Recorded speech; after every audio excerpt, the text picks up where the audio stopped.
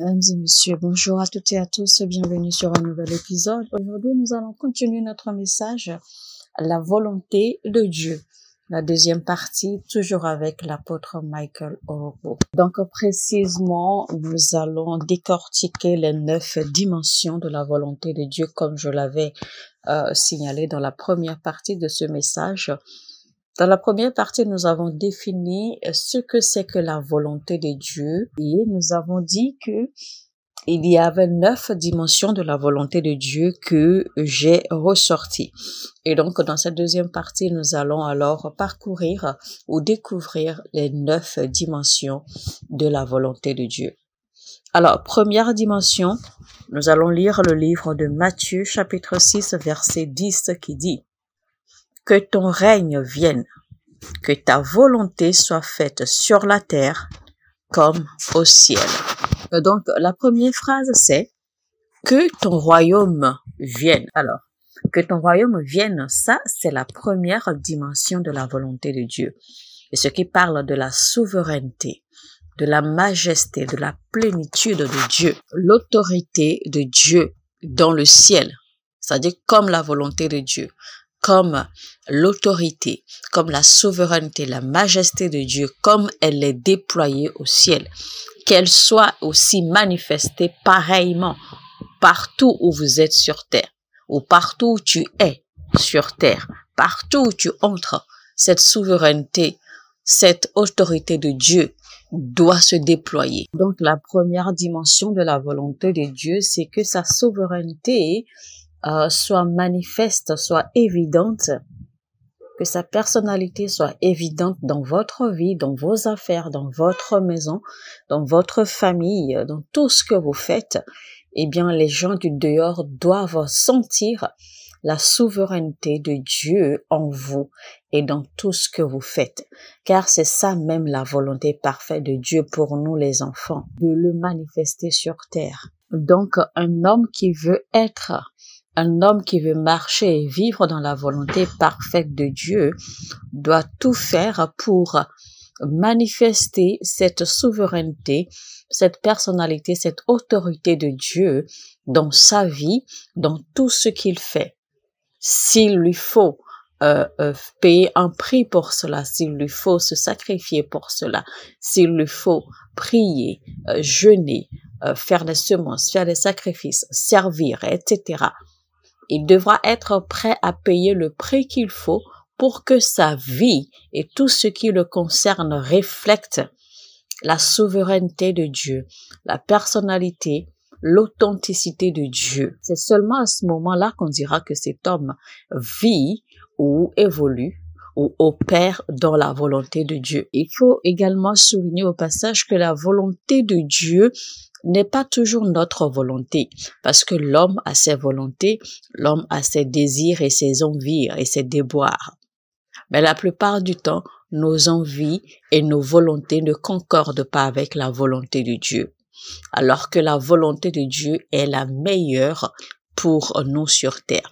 Dans la volonté parfaite de Dieu, il y a tout ce dont nous avons besoin pour vivre sur terre comme des rois et des princes. Deuxième dimension de la volonté de Dieu, c'est que le salut soit disponible pour tout le monde. Nous devons amener le salut vers les gens afin que les gens soient sauvés, afin que les gens reçoivent le salut de Dieu et afin qu'ils puissent vivre, d'accord, dans la plénitude de leurs droits en tant qu'enfants de Dieu. Alors, nous sommes les représentants de Dieu sur terre, nous sommes ses agents, nous sommes ses ambassadeurs et notre devoir est de porter l'évangile vers les autres. Notre devoir est de parler de Christ aux autres. Notre devoir est de porter le salut vers les autres. C'est d'amener les autres à connaître Dieu, à connaître Christ et à le recevoir. Nous allons lire Jean 6, versets 38 à 40. Car je suis descendu du ciel pour faire, non ma volonté, mais la volonté de celui qui m'a envoyé. Or, la volonté de celui qui m'a envoyé, c'est que je ne perde rien de tout ce qu'il m'a donné, mais je le ressusciterai au dernier jour. La volonté de mon Père, c'est que quiconque voit le Fils et croit en lui ait la vie éternelle, et je le ressusciterai au dernier jour. Donc, la troisième dimension de la volonté de Dieu, eh bien, c'est que vous et moi, nous ayons la vie éternelle et que nous conduisions également d'autres à la vie éternelle. Donc, notre façon de vivre sur terre, nos choix et nos décisions, etc., notre style de vie et ce que nous faisons sur terre, en fait, nous créera le chemin pour la vie éternelle. Voilà donc pourquoi il est important, d'accord, de vivre de façon consciente avec la crainte de Dieu. Donc, il faut retenir ici que la volonté parfaite de Dieu pour nous, c'est que nous ayons la vie éternelle. Et pas seulement nous devons également amener d'autres au salut et à avoir la vie éternelle. Toujours pour soutenir ce contexte, eh bien, nous allons lire 2 Pierre 3, versets 8 et 10. Mais il est une chose, bien-aimés, que vous ne devez pas ignorer, c'est que devant le Seigneur, un jour est comme 1000 ans, et 1000 ans sont comme un jour. Le jour du Seigneur viendra comme un voleur. En ce jour, les cieux passeront avec fracas, les éléments embrasés se dissoudront, et la terre avec les œuvres qu'elle renferme sera consumée. Verset 9 dit, « Le Seigneur ne tarde pas dans l'accomplissement de la promesse, comme quelques-uns le croient, mais il use de patience envers vous, ne voulant pas qu'aucun périsse, mais voulant que tous arrivent à la repentance. » Vous voyez, donc la volonté de Dieu n'est pas que nous périssions. La volonté de Dieu, c'est que nous vivions et que nous ayons la vie éternelle. Donc, toute personne dans la volonté de Dieu devrait avoir comme préoccupation de faire tout ce qu'il faut, d'accord, pour faciliter ou pour promouvoir la vie éternelle ou pour sécuriser sa vie éternelle. Parce que telle est la volonté de notre Dieu, notre Père. Jean 3,16 dit que Dieu a tant aimé le monde qu'il a donné son Fils unique en sacrifice, afin que quiconque croit en lui ne périsse point, mais reçoive la vie éternelle. Alors, si tu veux savoir si tu es dans la volonté de Dieu ou pas, alors tu vas devoir analyser un peu ta vie, examiner et voir combien de temps ou combien de ton temps, combien de ton énergie, combien de tes ressources, combien de tes choses tu investis ou que tu mets à disposition pour aller gagner les âmes. Parce que si ton temps, ton énergie, ta force et tes ressources ne contribuent pas de façon directe ou indirecte à gagner les âmes pour le royaume de Dieu, eh bien tu n'es pas du tout dans la volonté parfaite de Dieu. Car c'est pour cela que nous avons été sauvés. C'est pour cela que Dieu nous a envoyé son Fils unique Jésus-Christ. Parce que après l'œuvre de Jésus-Christ, eh bien, nous sommes appelés à continuer l'œuvre. C'est pour cela que Jésus-Christ a dit dans le livre de Jean, il a dit dans Jean 20, 21, il a dit, tel que mon Père m'a envoyé, moi aussi je vous envoie pour aller porter l'évangile partout sur la terre. Donc, chers frères et sœurs, vous devez vous décider maintenant. Vous devez vous engager de façon directe ou indirecte avec votre force, votre énergie ou vos ressources dans les œuvres pour gagner les âmes pour le royaume de Dieu. Si vous n'avez pas le temps matériel, vous n'avez pas l'énergie vous-même pour être disponible, pour être utilisé vous-même, alors faites tout pour avoir une participation, d'accord, dans les œuvres, dans les missions pour gagner les âmes. Mettez-y vos ressources. Contribuez d'une façon ou d'une autre à ce que les âmes soient gagnées au royaume de Dieu. Ensuite, l'autre dimension de la volonté de Dieu, eh bien, ça concerne la moralité et la sainteté. Parce qu'après avoir reçu la vie éternelle, eh bien, Dieu espère de nous que nous vivions comme lui. Voilà pourquoi, quand je résume ce que c'est que la volonté de Dieu, eh bien, j'ai dit que la volonté de Dieu, eh bien, c'est que nous soyons, c'est être comme Dieu. être à la ressemblance de Dieu et vivre, d'accord, dans sa ressemblance. Et voilà pourquoi en fait il a dit, faisons l'homme à notre image et à notre ressemblance. Donc, après avoir reçu le salut, eh bien, à travers la parole et l'aide du Saint-Esprit, nous devons apprendre à vivre saint, à vivre consacré. Également, encourager les autres à vivre dans la sainteté. Lisons 1 Thessaloniciens 4, 3 et 4. Ce que Dieu veut, c'est votre sanctification. C'est que vous vous absteniez de l'impudicité. C'est que chacun de vous sache posséder son corps dans la sainteté et l'honnêteté. Et il continue en disant, sans vous livrer à une convoitise passionnée, comme font les païens qui ne connaissent pas Dieu. Voilà donc le verset qui explique le mieux la volonté parfaite de Dieu pour nous de vivre dans la sanctification. Paul aussi l'a signalé dans Romains 12, verset 1-2.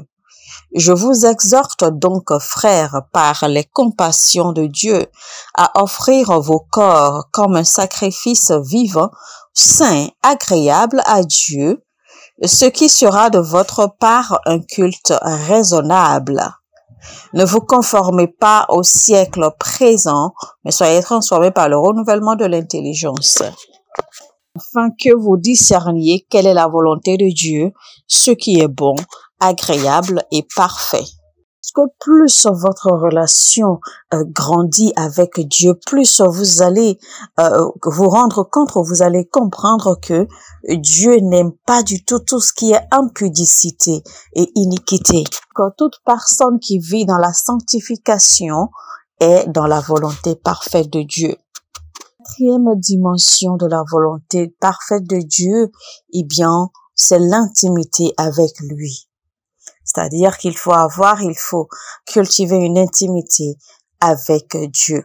Parce que Dieu veut faire partie de votre vie. Il veut être proche de vous. Mais le problème de nous, enfants de Dieu, c'est que la plupart du temps, chaque fois que nous prions, eh bien, c'est parce que nous avons quelque chose à demander à Dieu. Alors que Dieu nous a dit dans sa parole que, en fait, quand nous prions, ces choses-là que nous demandons, en fait, en réalité, nous n'avons pas à les demander, mais nous avons simplement à les commander pour qu'ils viennent en manifestation. Ces choses que nous demandons, que nous supplions Dieu de nous donner dans nos prières, en réalité, il nous a donné le pouvoir de commander ces choses à la manifestation au lieu de les quémander. Alors que Jésus-Christ nous a dit que chaque fois que nous avons une montagne devant nous, de simplement commander à la montagne de se déplacer et elle se déplacera. Si seulement nous avons de la foi et que nous croyons en ce que nous demandons, que nous allons voir sa manifestation. Alors que malheureusement, la plupart du temps, quand nous prions, eh bien, nous reportons d'accord ces montagnes à Dieu, alors que nous avons déjà reçu le pouvoir de les déplacer par notre foi. Donc, en réalité, le but de nos prières, normalement, ce n'est pas de demander, ce n'est pas de quémander des choses à Dieu. Ce n'est pas de demander à ce que Dieu vienne faire ceci ou Dieu vienne faire cela. Le but de nos prières en temps normal, c'est de cultiver une relation avec lui. C'est de chercher à le connaître davantage, à être proche de lui davantage. C'est de chercher à avoir une intimité, une proximité avec lui. C'est de chercher à le connaître dans toute sa plénitude. Parce que si vous connaissez Dieu dans toute sa plénitude et que vous pouvez avoir une intimité avec lui, que vous pouvez discuter avec Dieu, que vous pouvez devenir son fils ou son ami, imaginez les choses que vous allez accomplir. Jésus a dit dans Jean 4, verset 23 à 24, « L'heure vient, et elle est déjà venue, où les vrais adorateurs adoreront le Père en esprit et en vérité, car ce sont là les adorateurs que le Père demande. Dieu est esprit, et il faut que ceux qui l'adorent en esprit et en vérité. » Donc, c'est ça même la volonté parfaite de Dieu pour nous. C'est ce que Dieu désire que nous fassions. C'est ainsi que Dieu veut que nous soyons. Si seulement vous saviez qui Dieu est, eh bien, vous allez comprendre ce verset biblique. Imaginez que Dieu se rabaisse à ce niveau et qu'il cherche des gens qui vont avoir une communion avec lui, des gens qui vont avoir une relation avec lui, des gens qui vont avoir une intimité avec lui. Vous devez comprendre que cela est très important pour Dieu, parce que Dieu il est un être suprême. Et le mot Dieu, en fait, ça veut dire celui qui est suffisant. Il s'autosuffit, il n'a besoin de rien ni de personne pour être qui il est. Il est Dieu par lui-même. Rien, il est Dieu par lui-même et c'est tout. Point final. Rien ne peut être enlevé, rien ne peut être ajouté, on ne peut pas l'aider, on ne peut pas le secourir, on ne peut pas l'assister. Il n'a besoin d'aide de personne. Dieu est Dieu. Point. Et pourtant, Dieu veut, il cherche des gens qui vont être ses enfants, qui vont l'adorer en vérité, des gens qu'il va utiliser. Donc, vous devez comprendre que Dieu cherche des représentants. Il a des messages, il a des choses à passer à l'humanité. Donc, il cherche des gens qui seront capables de porter ce fardeau avec lui. Dieu veut avoir une communion avec des êtres en dehors de lui et c'est pour cela qu'il t'a créé. C'est pour cela qu'il nous a créés. Paul a dit, la grâce de notre Seigneur Jésus-Christ, que le pouvoir pour sauver ou la puissance pour le salut, l'amour de Dieu et la communion avec le Saint-Esprit. Il y a donc une dimension de Dieu qui est purement mise à part pour l'intimité, pour avoir une communion exclusive avec lui. Paul a dit que cette communion et que cet amour et que la grâce de notre Seigneur soit avec vous. Ça veut dire que vous ne devez pas perdre la communion. Vous ne devez pas perdre l'intimité avec Dieu. Vous devez cultiver cela et maintenir cela solidement. C'est là que repose la beauté de votre vie. C'est là que repose la beauté de votre destin. C'est là que repose l'accomplissement de votre vie. Si tu perds la communion avec Dieu, eh bien, tu as tout perdu. Car un homme ne peut pas avoir une communion. Un homme ne peut pas avoir une intimité avec Dieu et ne pas être dans sa volonté parfaite. Parce que quand vous avez une intimité solide avec Dieu, eh bien, il vous montre les voies, il guide vos pas, il vous parle, il vous oriente, il vous conseille, il vous dirige. Ce qui fait que vous marchez dans sa volonté parfaite. Vous ne commettrez pas d'erreur, vous ne ferez pas de bêtises. Vous allez toujours réussir dans tout ce que vous entreprenez. Mesdames et messieurs, on va s'arrêter là pour l'instant pour la deuxième partie de notre message. La volonté de Dieu, deuxième partie, toujours avec l'apôtre Michael Orokpo. Eh bien, dans cet épisode, nous avons essayé de décortiquer un peu les diverses dimensions de la volonté de Dieu. Rappelez-vous, dans la première partie, on avait annoncé qu'il y a 9 dimensions de la volonté de Dieu que nous allons découvrir. Alors, dans cet épisode, nous avons parlé de 4 dimensions de Dieu. Et donc, nous allons continuer, d'accord, dans le prochain épisode. Sur ce, n'oubliez surtout pas de liker, cliquer sur le bouton j'aime. Très, très important et partagez au maximum. Si vous n'êtes pas encore abonné, abonnez-vous et attention, si vous vous abonnez, il faut toujours activer la cloche de notification.